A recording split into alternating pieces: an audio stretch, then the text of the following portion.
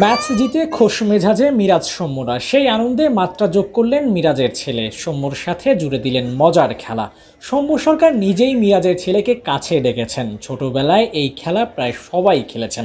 অঞ্চলভেদে যার ভিন্ন ভিন্ন নামও রয়েছে। প্রচলিত ভাষায় যাকে চিনি গুড় খেলাই বলা হয়, সেই খেলায় মাতলেন মিরাজ পুত্র ও মিরাজের সতীর্থ সৌম্য সরকার।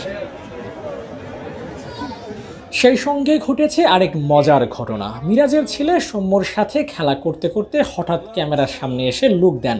সাংবাদিকরা তাকে জিজ্ঞেস করেন, কেমন আছো তুমি? মিষ্টি একটা হাসি দিয়ে বলেন, ভালো আছি। মায়া ভরা মুখ মিরাজের ছেলের, দেখে মাশাআল্লাহ বলতেই হয়।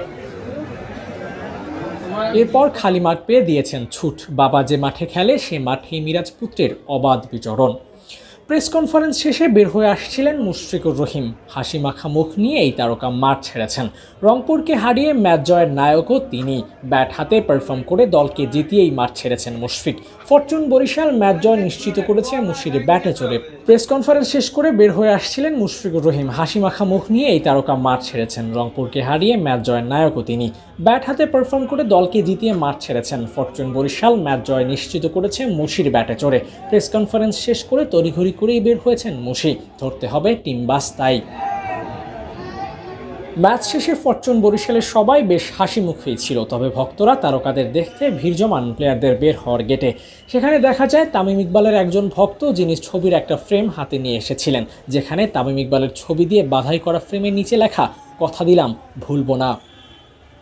আরেকজনের হাতে ক্রেস্টে লেখা, শুভ জন্মদিন তামিম ইকবাল, 20 মার্চ দেশসেরা এই ব্যাটারের জন্মদিন। অগ্রিম শুভেচ্ছা জানিয়ে মাঠে ফ্রেম বাদাই করে নিয়ে এসেছেন ভক্তরা। তামিমকে ঘিরে ভক্তদের এমন ক্রেজিনেস থাকে সব সময়। তামিমের দল ফরচুন বরিশাল এখন ফাইনালে। 1 মার্চ কুমিল্লা ভিক্টোরিয়ান্সের মুখোমুখি হবে তামিমের দল। সে দেখায় জয় নিয়ে ফিরবেন তামিম, সেটাই কামনা করে তার ভক্তরা। Abu Naim, sports Times.